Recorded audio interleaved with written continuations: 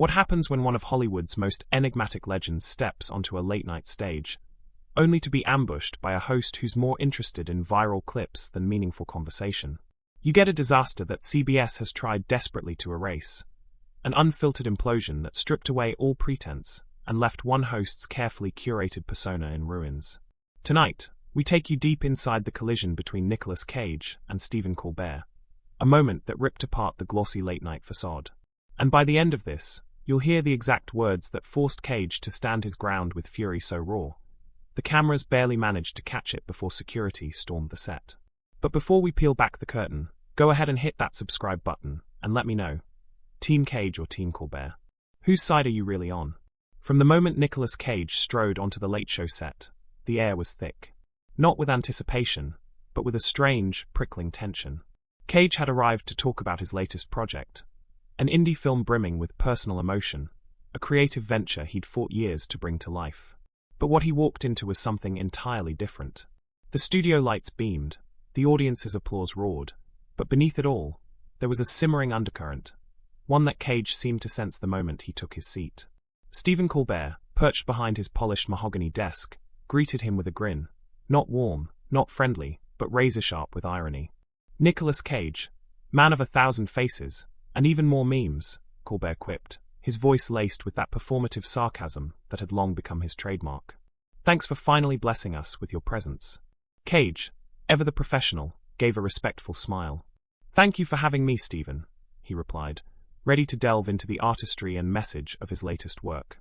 But within seconds, it was clear, Colbert wasn't here to discuss Cage's film. He wasn't interested in nuance or creative vision. He was hunting for cheap laughs. So, let's skip the formalities, Colbert interrupted just as Cage leaned in to explain the film's thematic depth. Let's talk about the real stuff, the dinosaur skull. 300 grand, right? And then, oops, it was stolen? Had to return it. The audience let out a nervous chuckle, but Cage's smile barely faltered. Only the tight clench of his jaw betrayed the shift in mood. I was hoping we could focus on the film, Stephen. This project means a lot to me, he said evenly, his words a subtle warning.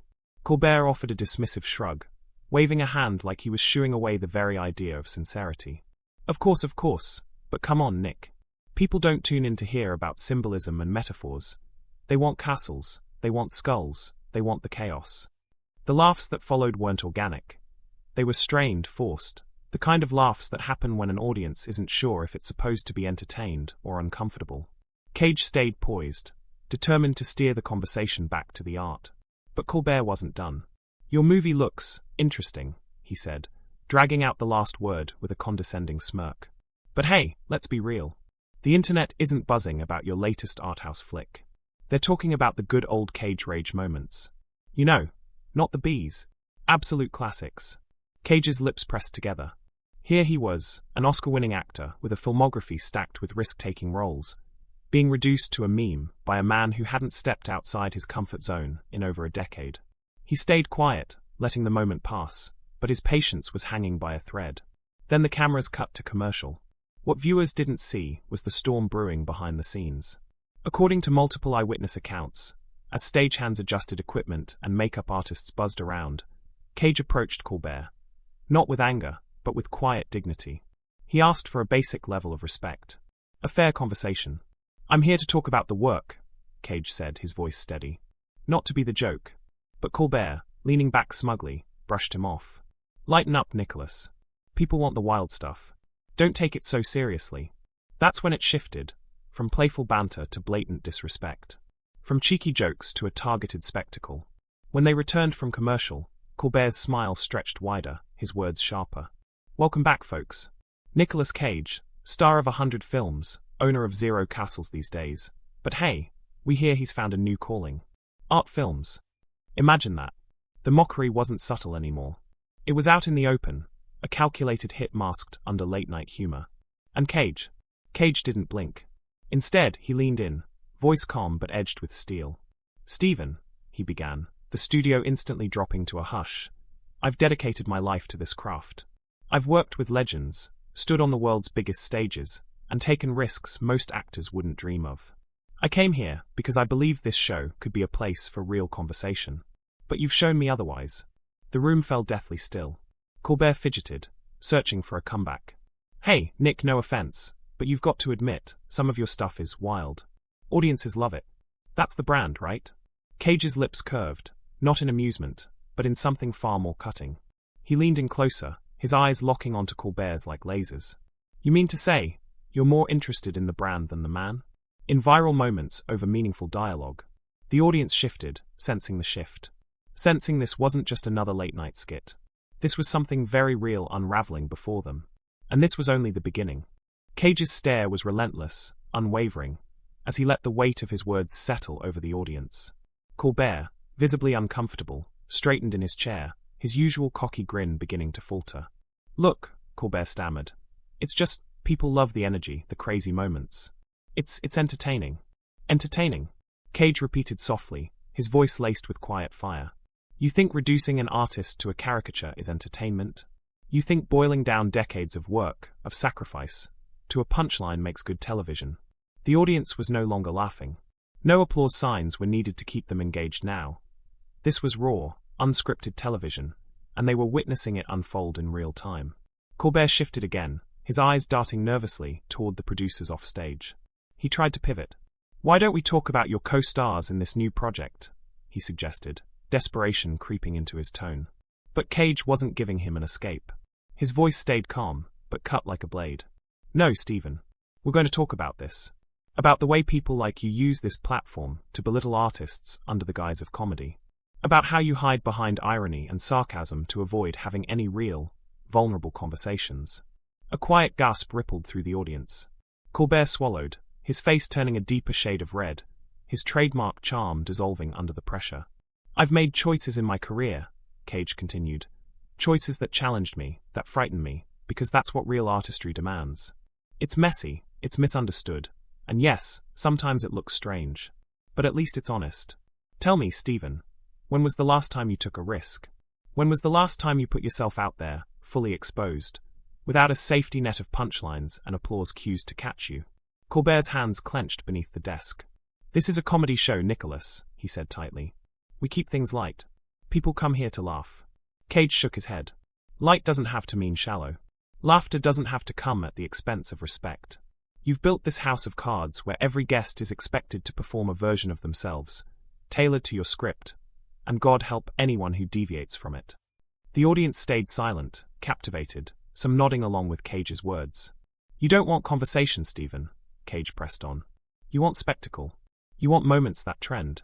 And if you have to reduce someone's life's work to internet memes to get it, so be it. Colbert's defenses cracked further, his smile now a grimace. We have to move on, he began. But Cage wasn't finished. No, Cage said simply. We're not moving on until we address the reality of what this is. You don't challenge power here, Stephen. You reinforce it. You don't foster meaningful discourse. You pander to your audience's lowest expectations. In the shadows, producers frantically signaled to cut to commercial, but Colbert knew what that would look like, an admission of defeat. So he stayed put, stewing in the seat he could no longer command. Look, Nicholas, Colbert said, his voice brittle. We're just trying to entertain. We don't claim to be. You claim to speak truth to power, Cage interrupted, eyes blazing.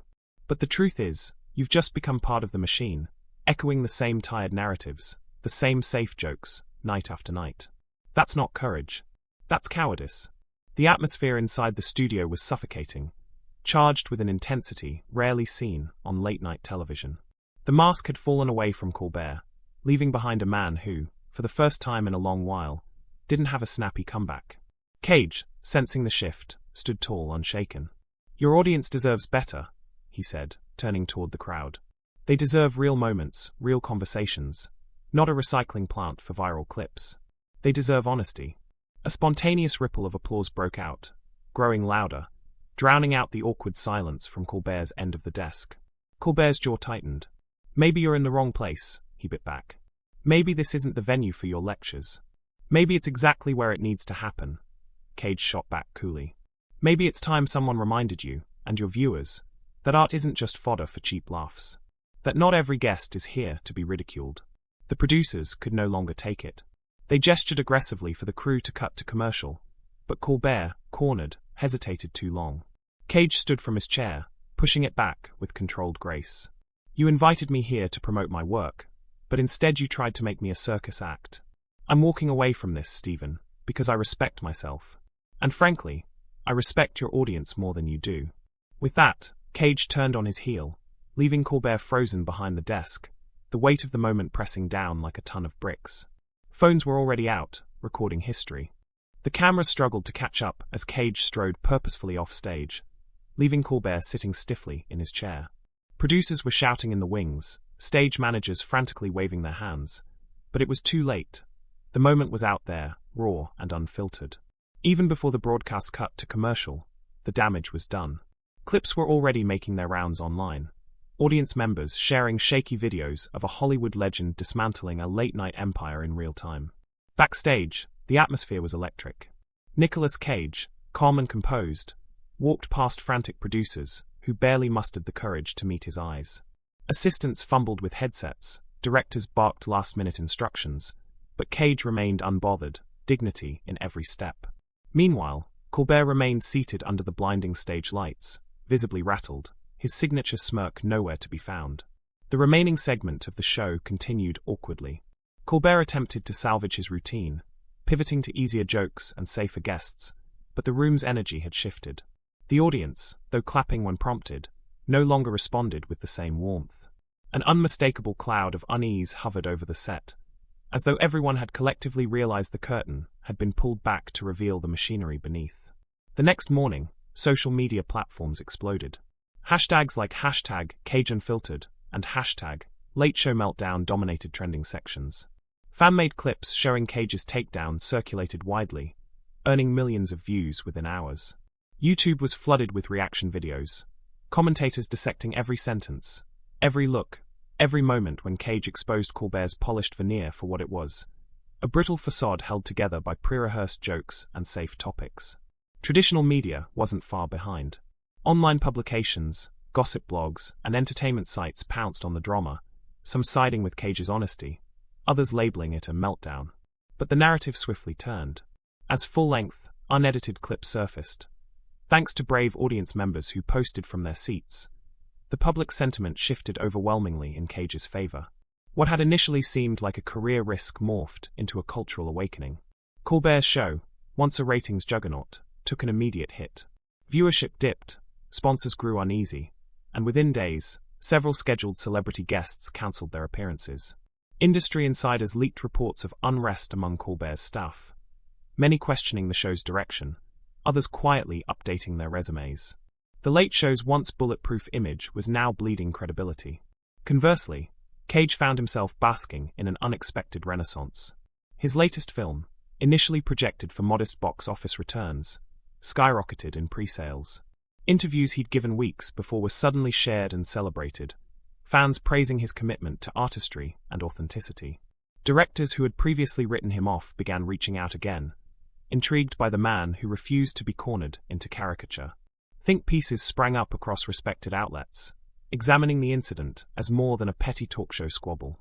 Cultural critics framed it as a defining moment, a clash between manufactured, corporate-friendly entertainment and the raw honesty of an artist unwilling to play by those rules. Headlines screamed, "Cage exposes late-night hypocrisy, the death of formulaic comedy. Nicolas Cage sparks industry reckoning." Days turned to weeks, and the ripple effects continued. Clips of Colbert's visibly shaken reaction were replayed mercilessly, contrasted with Cage's calm, deliberate dismantling of the late-night format. Editorials questioned whether audiences had grown weary of smug hosts recycling the same safe narratives night after night. Younger generations latched onto the confrontation as a symbol of rejecting the hollow formulas peddled by mainstream television. Then came the next blow. Reputable newspapers picked up on behind-the-scenes leaks. Multiple former guests anonymously shared similar experiences, being prepped to stay light, discouraged from engaging in meaningful discussions, and subtly mocked under the guise of humor. The Late Show's carefully curated image crumbled further, revealing years of prioritizing clicks and viral moments over genuine conversation. And through it all, Cage stayed silent.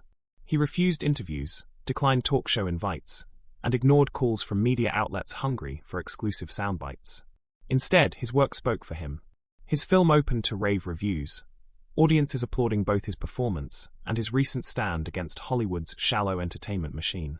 Finally, 6 months after the explosive interview, Cage broke his silence in a quiet, in-depth interview with an independent journalist.